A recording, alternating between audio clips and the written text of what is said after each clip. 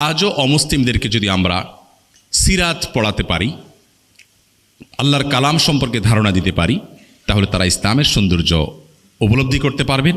আর আমাদের মুসলমানদের সন্তানদের কথা তো বলাই বাহুল্য যে আমাদের সন্তানদেরকে সিরাত পড়ানোর কোনো বিকল্প নেই। আজকের এই আয়োজন থেকে আমি উদাত্ত আহ্বান রাখতে চাই, যারা সামনে আছেন এবং যারা অনলাইনে আমাদেরকে দেখছেন বা শুনছেন, অনুগ্রহ করে আপনি এখনই টার্গেট করে ফেলুন আপনার জীবনে কমপক্ষে একটি সিরাত গ্রন্থ A to Z পড়ে শেষ করবেন।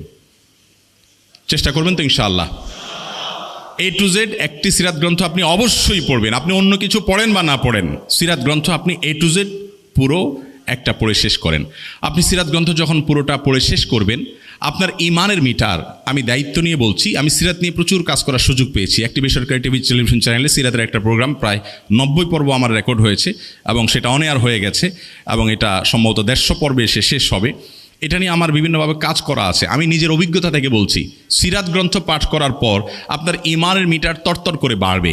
সংশয়বাদের যে ভয়াল থাবা আমাদের জেনারেল শিক্ষিত ভাইদের উপর পড়ছে, এই ভয়াল থাবা থেকে মুক্ত থাকার জন্য আপনাকে অবশ্যই সিরাত গ্রন্থ আন্তরিকতার সাথে এবং উন্মুক্ত মনে আপনাকে পাঠ করার চেষ্টা করতে হবে। ডক্টর আলী আসাল্লাবি হাফিজাহুল্লাহ, আল্লাহ তাকে উত্তম বিনিময় দান করুন, সিরাত নিয়ে অসাধারণ কাজ করে চলেছেন। তার বইগুলো আপনার শিয়রে থাকা উচিত। আর রাহিকাল মখতুম আপনার শিয়রে থাকা উচিত। আলী মিয়া নদী রহমতুল্লাহ নবী রহমত আপনার শিয়রে থাকা উচিত। গুরুদত্ত সিংয়ের লেখা মাওলানা আবু তাহের মেজবা অনুদিত তোমাকে ভালোবাসি হে নবী আপনার শিয়রে থাকা উচিত। ইদ্রিস কান্দ্রবী রহমতুল্লাহ আলাইয়ের সিরাতে মুস্তফা আপনার শিয়রে থাকা উচিত। এরকম আরও বহু সিরাত গ্রন্থ আছে যেগুলো আমাদের আশেপাশে থাকা উচিত। ডক্টর আয়েজ আল কারনি, তিনি সম্প্রতি বলতে একেবারে অতি সম্প্রতি নয়, কয়েক বছরের মধ্যে তিনি একটি বই লিখেছেন, মুলহেমুল আলম, আরব বিশ্বকে তাক লেগে দিয়েছে। এটি অনুবাদ হয়ে গেছে বাংলা, এটি আপনার কাছে থাকা উচিত। আমি আবারও বলছি, দায়িত্ব নিয়ে বলছি, শপথ করে বলছি, আপনি যদি সিরাত গ্রন্থ গুরুত্ব সহকারে কয়েকটা সিরাত গ্রন্থ পড়েন, ইনশাআল্লাহ বিইذনিল্লাহ আপনার ঈমানের মিটার অনেক দ্রুত উন্নতির দিকে যাবে। চেষ্টা করব না আমরা ইনশাআল্লাহ। আল্লাহ আমাদের সবাইকে তৌফিক দান করুন। আমি ময়মনসিংহ জেলার ভেতরে এই প্রথম আসার সুযোগ আমার হয়েছে। ময়মনসিংহ জেলায় আমি অনেকবার এসেছি, লাবিব আবদুল্লাহ ভাই বা আমাদের অন্যান্য প্রিয় অনেক ব্যক্তিত্ব আছেন, তাদের সান্নিধ্যে ছায়, কিন্তু শহরে প্রথম আমার আসার সুযোগ হয়েছে। আমি অন্তরস্থল থেকে কৃতজ্ঞতা জানাই আয়োজকদেরকে আমাকে এখানে আসার সুযোগ করে দেওয়ার জন্য। এবং ময়মনসিংহ জেলা আমি প্রায় বলার চেষ্টা করি বিভিন্ন সময়, আমাদের অফিসে সহকর্মীদের অনেকে ময়মনসিংহের আছেন, তাদেরকে বলি যে ময়মনসিংহ জেলায় এত আলেম, এত আমাদের ভালোবাসার মানুষ, এত যোগ্য মানুষ, এত শক্তিমান লেখক ময়মনসিংহ জেলায় আছে যে অন্য কোনো জেলায়, একটা জেলায় এত যোগ্য মানুষের সমাহার আমার মনে হয় পাওয়া খুব সহজ নয়। বিশেষ করে ইসলামিক লেখার জগতে আপনার ময়মনসিংহ জেলার ওলামা ইকরামের অবদান অনেক উচ্চতায়। বিধায় সে জেলার মানুষ হিসাবে আপনাদের কাছে দাঁড়াতে পারা এটি আমার জন্য অনেক গৌরবের। আমি দোয়া রাখি আল্লাহ তাআলা আমাদের সবারই আশাকে, বসাকে, আয়োজনকে, সিরাত কেন্দ্রের সকল আয়োজনকে আল্লাহ তাআলা কবুল এবং মঞ্জুর ফরমান, এবং আমরা যেন নবী করিম সাল্লাল্লাহু আলাইহি সাল্লামের ভালোবাসায় সিক্ত হতে পারি, তার মহাব্বত যেন আমরা অর্জন করতে পারি। তার মহাব্বত এবং তার ভালোবাসা গোটা পৃথিবীর পট পরিবর্তন করে দিয়েছিল। এবং শুধুমাত্র তিনি নন, তিনি তো বটেই, তিনি সহ যত নবী রাসূল পৃথিবীতে এসেছেন, যত আল্লাহর প্রিয় বান্দারা পৃথিবীতে এসেছেন, তাদের সকলকে আল্লাহ তাআলা এত বেশি মানুষের ভালোবাসা দিয়েছেন। আমরা সবাই জানি যে আজ থেকে 1500 বছর আগে, 2000 বছর আগে, 4000 বছর আগে, কিংবা এত দূরে যাওয়ার দরকার নাই, 500 বছর আগে চলে যাওয়া পৃথিবীর কোনো ক্ষমতাধর মানুষকে যদি রাস্তার পাশে দাঁড়িয়ে কেউ অনবরত গালাগাল করতে থাকে, তার জন্য প্রতিবাদ তো দূরের কথা, একটু দুঃখ লাগা, কষ্ট লাগাও কারোর কাজ করবে না। কিন্তু আল্লাহ রাব্বুল আলামিন তার প্রিয় মানুষগুলোকে মানুষের ভালোবাসা এত বেশি দিয়েছেন যে আজও তাদেরকে কেউ কোনো কটু কথা বললে পৃথিবীতে লক্ষ লক্ষ কোটি কোটি মানুষের হৃদয়ে রক্তক্ষরণ হয়ে যায়। কি সেই শক্তি ছিল তাদের মধ্যে, জানা দরকার, পড়া দরকার। সেজন্য সিরাত আমাদেরকে জানতে হবে। আমি নবী করিম সাল্লাল্লাহু আলাইহি সাল্লামের শিক্ষা দর্শন বা তার সমাজ বাস্তবতা নিয়ে খুব একটা কথা বলার চেষ্টা করিনি, কারণ বিষয়ে আলহামদুলিল্লাহ ইতিপূর্বে অনেক আলোচনা হয়েছে। আর আসলে আমি কোনো সাজানো গোছানো কথা বলার মানুষও না। আমি খুব সস্তা প্ল্যাটফর্মে ছোট ছোট কাজ করা মানুষ। এত বড় প্ল্যাটফর্মে কাজ করার উপযুক্ততা আমার নাই। তারপরও আমাকে এখানে দাঁড় করিয়েছেন। আমি কিছু এলোমালো এবং আগোছালো কথা ওখান থেকে একটু বলার চেষ্টা করেছি। যা বলেছি আল্লাহ রাব্বুল আলামিন এখান থেকে উপকারী কথাগুলোর উপর আমাদেরকে আমল করার তৌফিক দান করুন। এবং আমরা প্রত্যেকে নিজের সিরাত, আমার আজকের শেষ স্লোগান এটাই যে আমরা সবাই সিরাত পড়বো, অন্যকে পড়াবো। আমি টার্গেট করব আমার 2 বন্ধুকে 4 বন্ধুকে আমি সিরাত পড়াবো এবং রীতিমতো বায়না ধরে তাকে পড়াবো, আমার সন্তানকে পড়াবো, আমার স্ত্রীকে পড়াবো, স্বামী স্ত্রী মিলেজুলে পড়বো।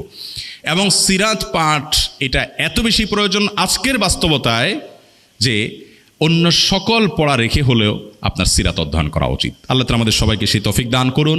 আমি প্রশ্ন উত্তর দেওয়ার পালায় যেতে পারছি না, শুধু একটি প্রশ্ন উত্তর আপনাদের অনুমতি সাপেক্ষে আমি নেব, কারণ আমার সময় ইতিমধ্যে শেষ হয়ে গেছে এবং আরেকটা জায়গায় যেতেও হবে। এই প্রশ্ন কয়েকজন যুবক দিয়েছেন এবং এক যুবক খুব বুঝতে পারছিলাম যে তিনি খুব লজ্জা পাচ্ছেন প্রশ্নটা আমাকে দিতে, তারপরেও তিনি দিলেন সাহস করে।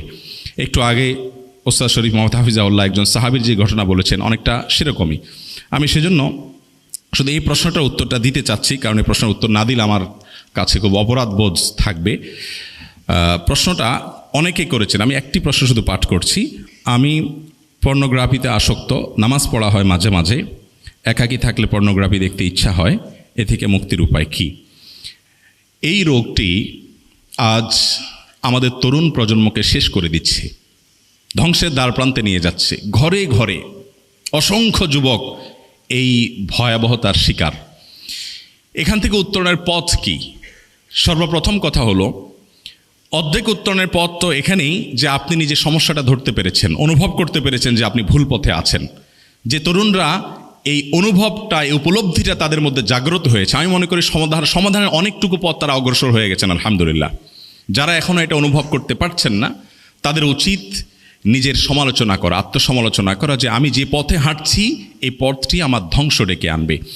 ইসলাম জেনার ব্যাপারে যত কঠোর, অন্য কোনো ব্যাপারে এত কঠোর না। অথচ জেনা এটা একটা ব্যক্তিগত বিষয় বলতে পারেন। একটা ছেলে একটা মেয়ের সাথে জেনা করবে, একটা জেনার দৃশ্য দেখবে, এটা তার ব্যক্তির মধ্যে সীমাবদ্ধ।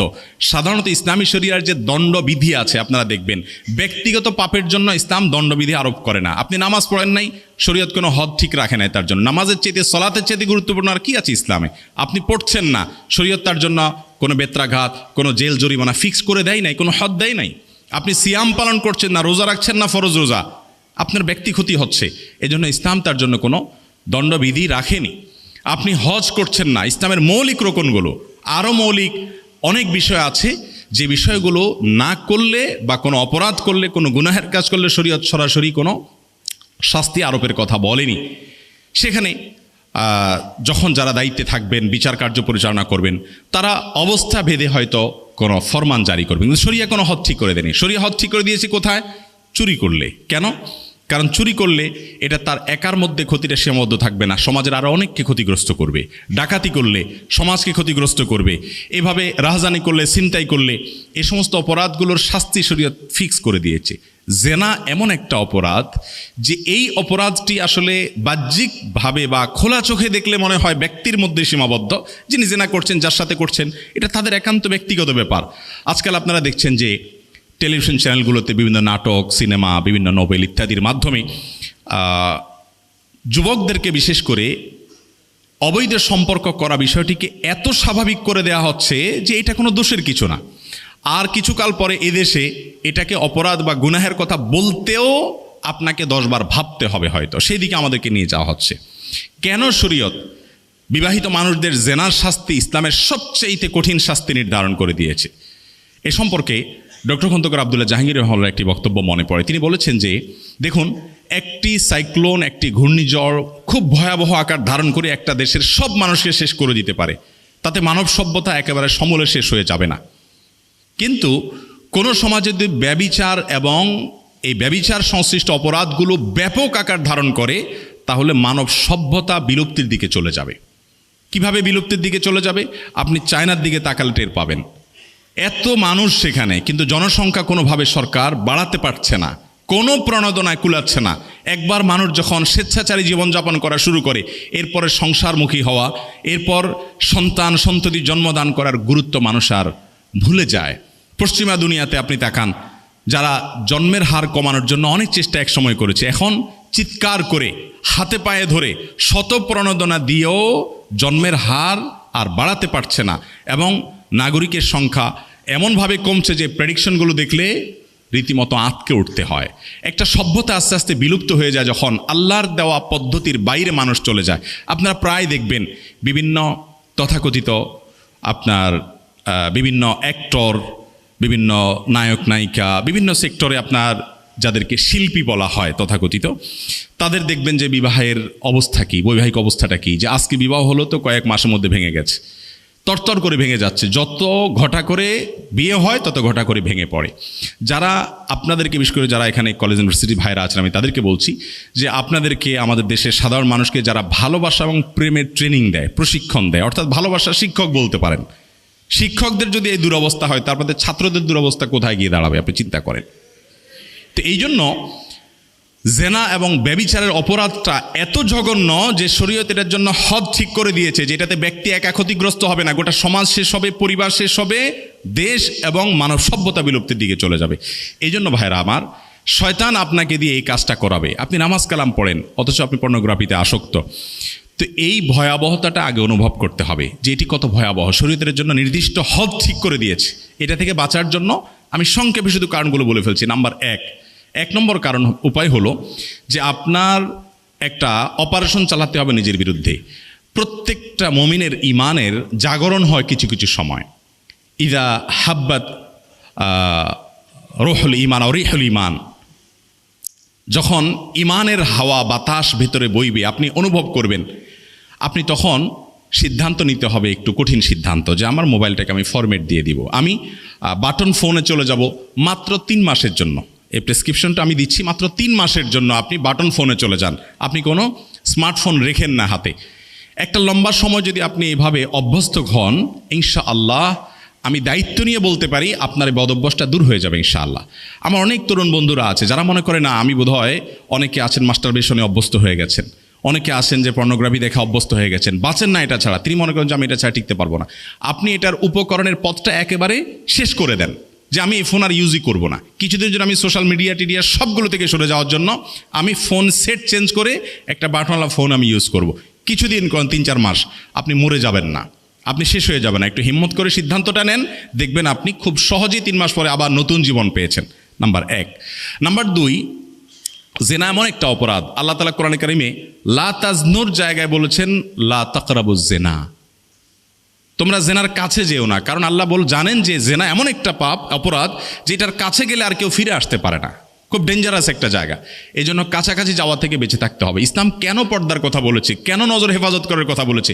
আজকে আমাদের তরুণ বন্ধুদের মধ্যে, কলেজ ইউনিভার্সিটির অনেক বন্ধুদেরকে আমরা দেখি যে তারা যুদ্ধ করেন রীতিমতো, গোটা পরিবেশের সাথে তারা লড়াই করেন, সংগ্রাম চালান নিজের ইমানকে হেফাজত করবার জন্য, নিজের আমলকে, তাকওয়াকে রক্ষা করবার জন্য। এই মানুষগুলোই আল্লাহ রাব্বুল আলামিনের খাতায় মুত্তাকি হিসেবে বিবেচিত। এই যে প্রচেষ্টা ইসলাম করতে বলেছে, কেন? কারণ ইসলাম জানে যদি কেউ নিজের নজরকে হেফাজত না করে, তাহলে জেনাল আইনে আন নজর, চোখের দেখাটা হবে জেনার প্রথম পদক্ষেপ। এটি আস্তে আস্তে আপনাকে কল্পনার জেনার জগতে নিয়ে যাবে, কল্পনার পর আপনাকে বাস্তব জেনার জগতে নিয়ে যাবে, যেখান থেকে ব্যাক করা অনেক কঠিন হতে পারে। এই জন্য মোহতারাম হাজরিন, দ্বিতীয় করণীয় হবে, যতগুলো উপায় আছে, আমি প্রথমটা মোবাইলের কথা বলেছি, আপনার যাদের সাথে গেলে কথা বললে আজে বাজে কথা হয়, যাদের কাছে গেলে তাদের মোবাইলে বাজে জিনিস দেখা হয়, তাদের সাথে সম্পর্ক ছিন্ন করার একটা সৎ সাহস আপনাকে তৈরি করতে হবে।